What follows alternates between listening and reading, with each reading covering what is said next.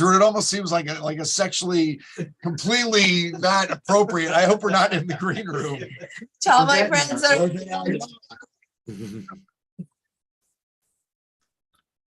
Before we get into the formal green room, you know, the Cassidy Hutchinson thing now with Giuliani groping her. I mean, you know, Well, just the. Julia, I always just picture now the dripping. No, I know. dripping hair. No, but the environment just continues to be still so.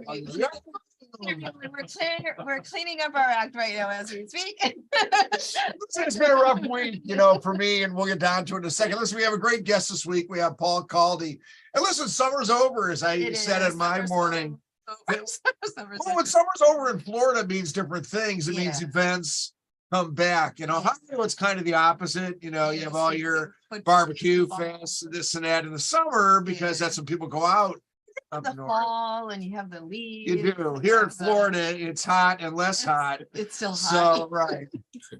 So now the summer's over. So we're going to talk events ultimately. So I want to welcome Paul, and he's going to be putting on a great event. Reggae Nights. We'll hold it up better so people can see it. And it's October 7th coming up.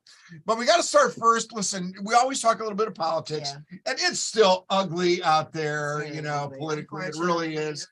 And, you know, our governor, you know, is kind of, I don't know what kind of race he's running, you know. Well, did you hear Joe Gruder's was kind of laying low, and he came out all punches for Trump this weekend. So we were like, oh, Gruder's is back, because he was laying low to Christian Ziegler there for a while as the head of the RNC, and now Gruder's is showing he's not going in. Well, I saw this morning before I came to work that DeSantis is not talking about even if Trump wins, will be a lame duck president, and you know, really coming after him from a little bit different angle. But I don't know, it doesn't seem like his campaign has any duck legs, you know, going underneath the water. You know, it's strange. It's strange. You know, I think he was a little bit too fast, too furious for a lot of people around, and I think there's a lot of pushback on what DeSantis did. So, and now that, you know, the Hunter Biden thing, of course, now they're having a formal congressional inquiry. Okay, seriously, looking for evidence. That would be like the OMU saying, well, you know what, Dr. Barry's got 8,000 patients, you know, he's got to have something going on there somewhere.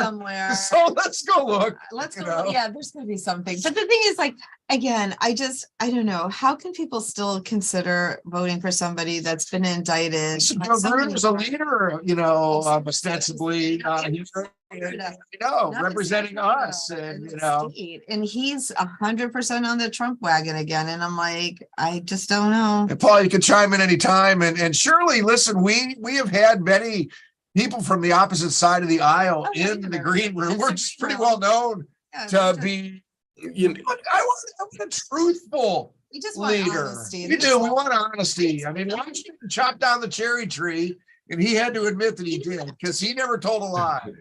Just want politeness, you know. You know, in the old days, like, not old days, I mean, we're not that old, but like we're not that young either, but like still, like but like if you go back like 30 years, I mean, I'm sorry, 30 years ago you could discuss politics and people didn't get ugly, and now people get so ugly with each other. And it's like, and I swear that social media, it's not helpful, because people have this mask that you don't say it to the person's face, and they go off on rants and raves on things, and it's easy because you're basically anonymous. You're not going to get smacked in the face, and you don't look in someone's eyes, because if they I saw we had a little byplay from last week's green room. So be careful. There are people watching from New Mexico and all kinds of stuff. And somehow I guess people have picked up and believe that we're. How did the guy categorize us or something? Was it like milk toast or something? No, that was a Trump thing. That was a Trump. Yeah, he spelled that too. I don't know, but it's interesting. But we have a lot of viewers from all over the country. And that's the thing. So we have different viewers, different opinions. We do. But then what was really weird was this woman went after, and somebody I actually know, and she was for some reason thinking that we're like, I don't know, talking about nutrition. I have no idea. She's finished her schooling, not in anything to do medically, but she was going off on how dare we talk about medical marijuana and marijuana in general. In the context of wellness and health. Well, this is huge. Are you kidding me? Especially for somebody who's Miss Holistic. I'm like, dude, are you kidding me? So anybody that's following national cannabis news knows that yesterday there was another debate in Congressional Oversight Committee. And I got to give a shout out, as you know, my favorite Republican congressperson is Representative Nancy Mace from South Carolina. We've talked about her in the green room before, and she's interesting from a lot of different angles. She has spoken against Trump idiocy and the idiocyism. She aligns in that camp now and again, but she's a huge cannabis positive advocate up there.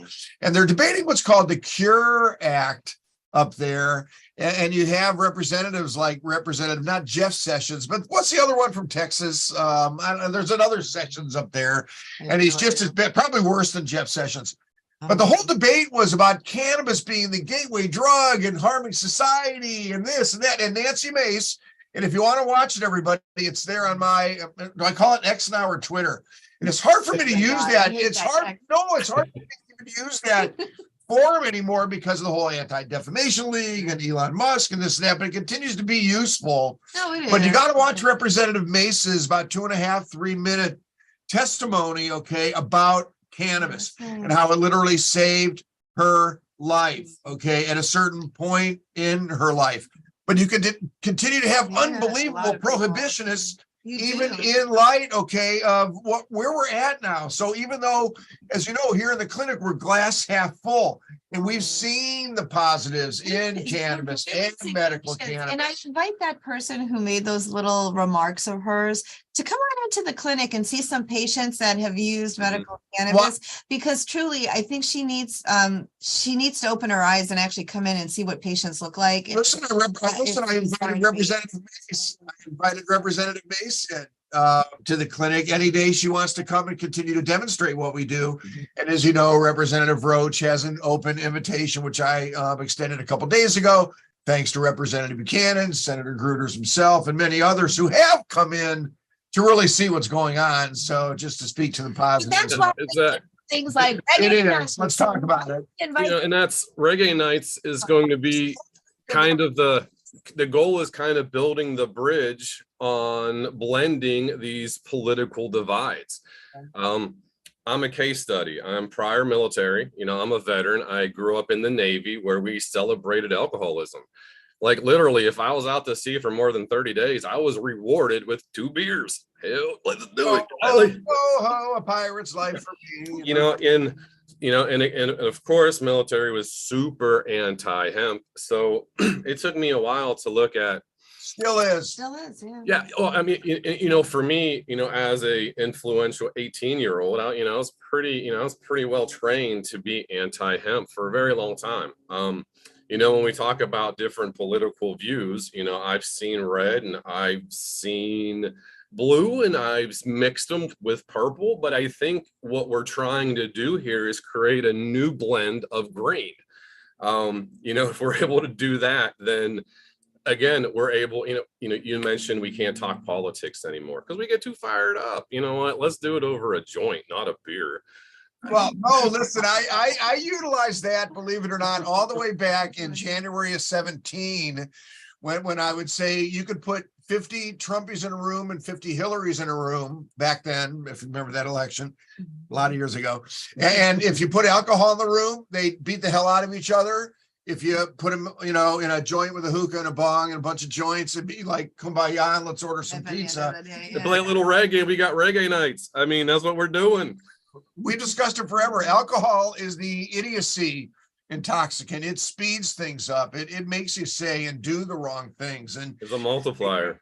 No doubt about it. Ruta and I were talking before the green room open about social media and taking away the personalization of discussion so that people can foster anti-Semitism and racism and all kinds of nonsense, on the forum. But listen, so it's event season, and your event coming up is Reggae Nights on the island right here in Venice. Yes. It's awesome. And the reason that I really wanted to bring you in, amongst other things, but I wanted to really start with the conversation about how that type of event happens, right?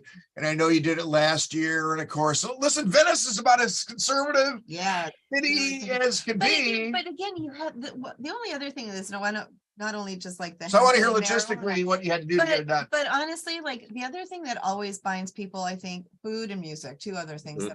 And I think when you bring food, music, a happy vibe together, same thing. You're not going to start arguing. And a over beautiful Florida night, you know, in October on the 7th. On the 7th. So you had last year, Paul, and it was great because I was there. And we're proud to be a sponsor of the event. What do you have to do to kind of do these things? What kind of logistic, governmental type of stuff? Because of course, no formal MMTC cannabis dispensaries are allowed on the island in Venice. So there still is, you know, banning of certain things. Entire Collier County, of course, City of Naples has no dispensary. So obviously there's steps you have to go through and obstacles. Tell us what has to happen to get this done. Well, first, we're new to concert promoting, but we're not new to business. So we kind of understand, building a plan. And our first objective was to work with bands and find out what they wanted. What do you guys need? And surprisingly, they said, we just want acceptance. And I'm like, holy, that's what we want. And again, we found that central ground. We have, we're professionals, we're in the chambers, and, we juggle and handle multiple tasks per day, but we're also cannabis users. So what better way to break the stigma than show people what we're about? And, again, we had a phenomenal turnout in April. I think it broke everybody's expectations, and we didn't have one incident. When everybody left at 9, we went around to clean up the park, and I think I picked up 1 cup. I'm like, are you serious? That is the community that we're working with. And that's the community that we're going to be able to get to show off. And that's really what's exciting about that.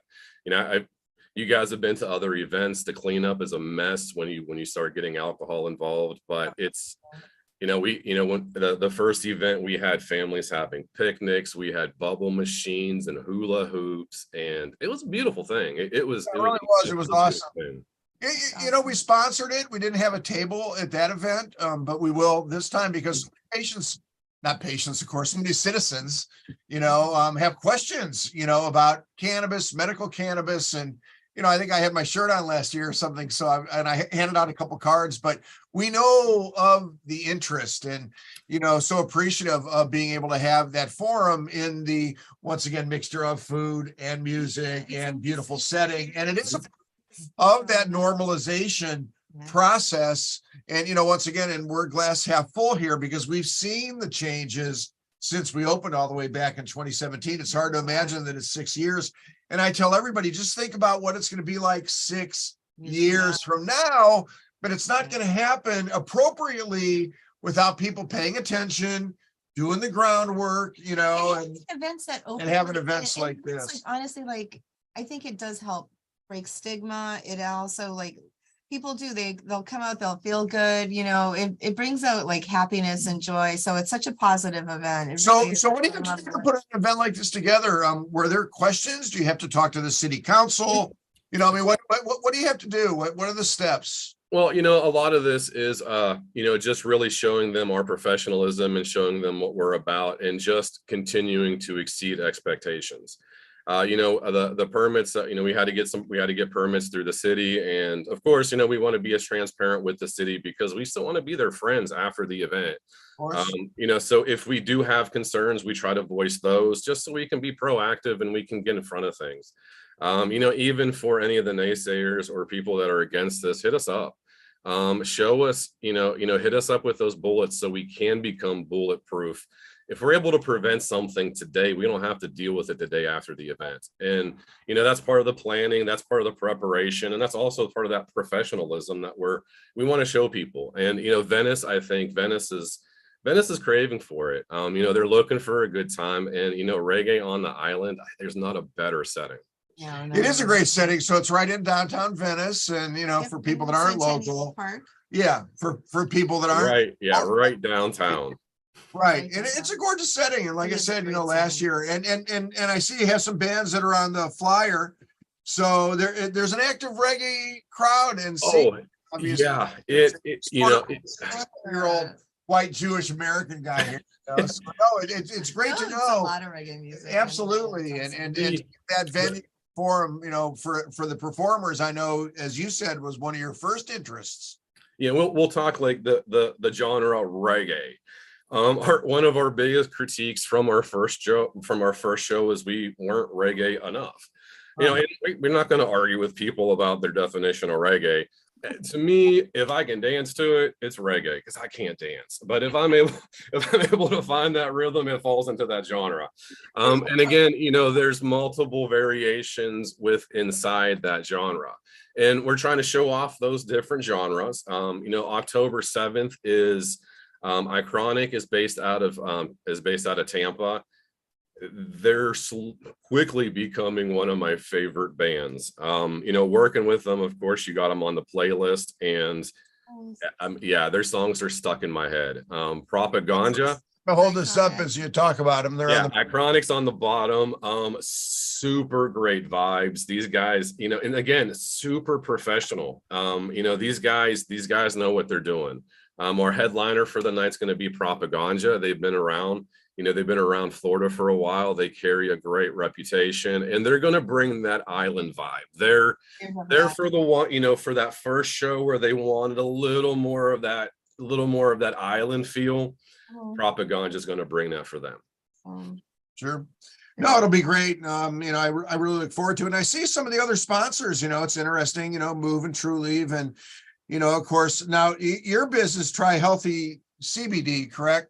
Yes. Right. And listen, we'll talk about that because, you know, listen, events are events, and there's some other events coming up that I absolutely want to mention. But I also wanted to talk a little bit about the hemp space right now, and you know, the obligations of you know, as a purveyor also, you know, in the cannabis space. I know your interest is in doing things appropriately with the best of the quality products that you can find, you know, with that appropriate testing. And you know, I know you try to bring an educational focus, you know, to your space as well, which to me is the most important thing about any purveyor of any cannabinoid. But I did want to mention another couple events. So the National Marijuana Business Association is having an event, very important event. It's up in Tallahassee. It's on Monday, October 16th.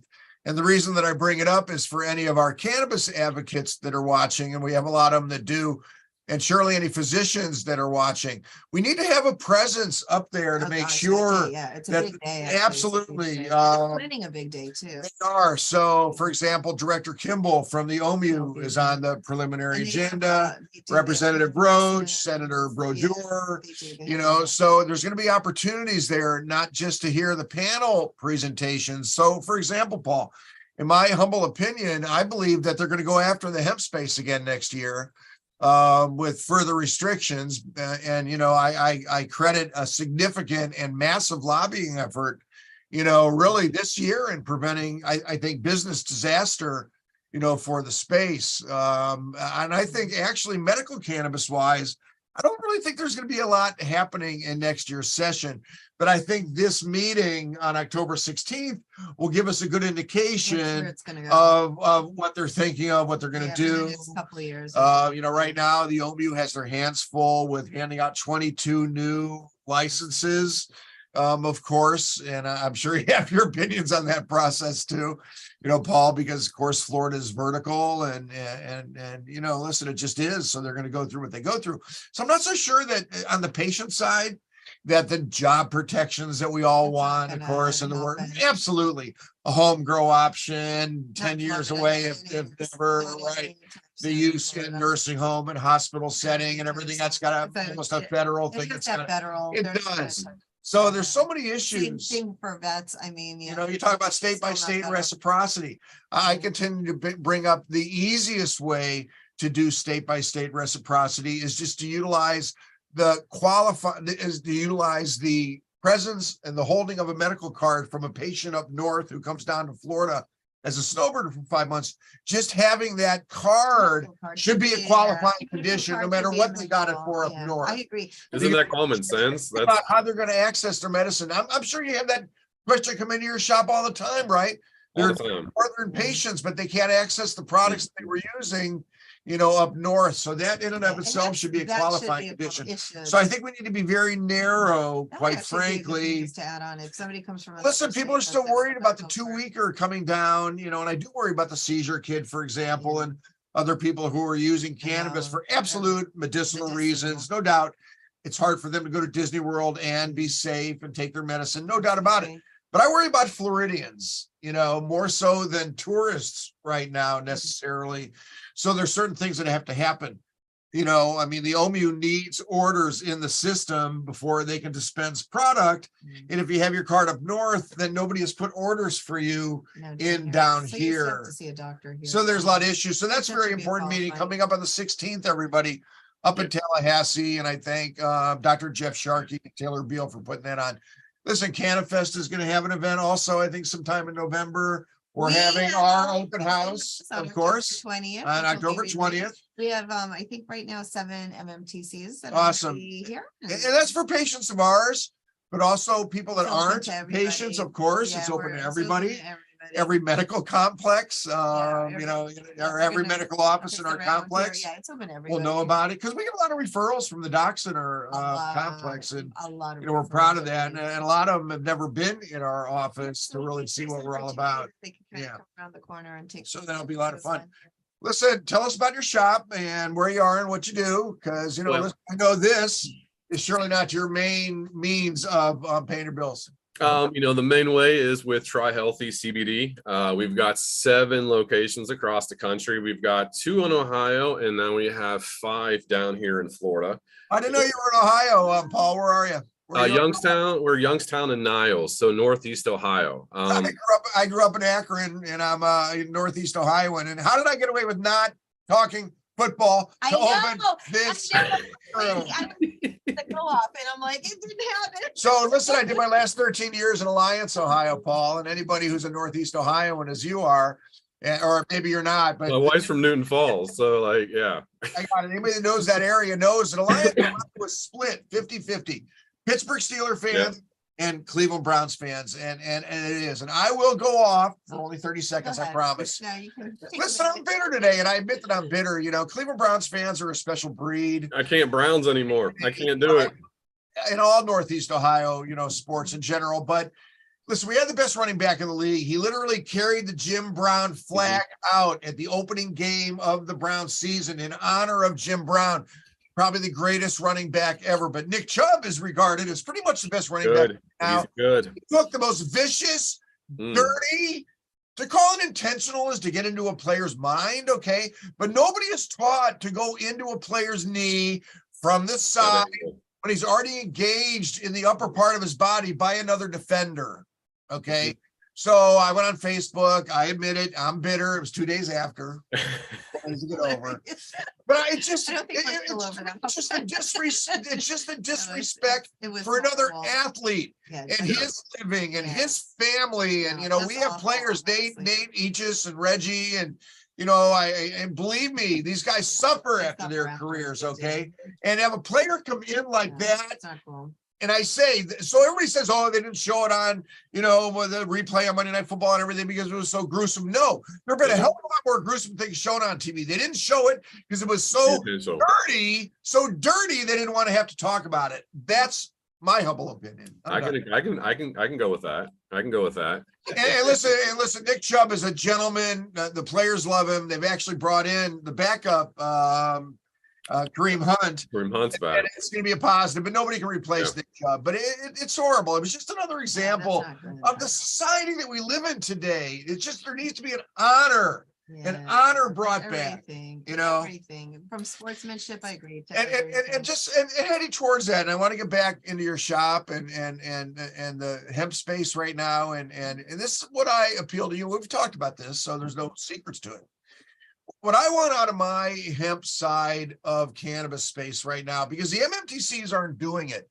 The MMTCs, which are the formal dispensaries here in Florida, everybody, they're not giving the full spectrum hemp, CBG, CBN, CBC, all those other minor, beautiful cannabinoids, okay, besides CBD, which of course, does what it does. But I want to know of a place where I can send my patients for that high quality full spectrum hemp product that has those cannabinoids, right? Yeah. And once again, the MMTCs are not providing those. As we go forward with medical whatever we see in Florida, legal adult use, and I tell everybody about legal adult use, Paul, and listen, if you have arguments with it, you'll tell me. There's only two things I know, no matter when it happens or how it happens. You know, the state's going to tax the hell out of it. Okay.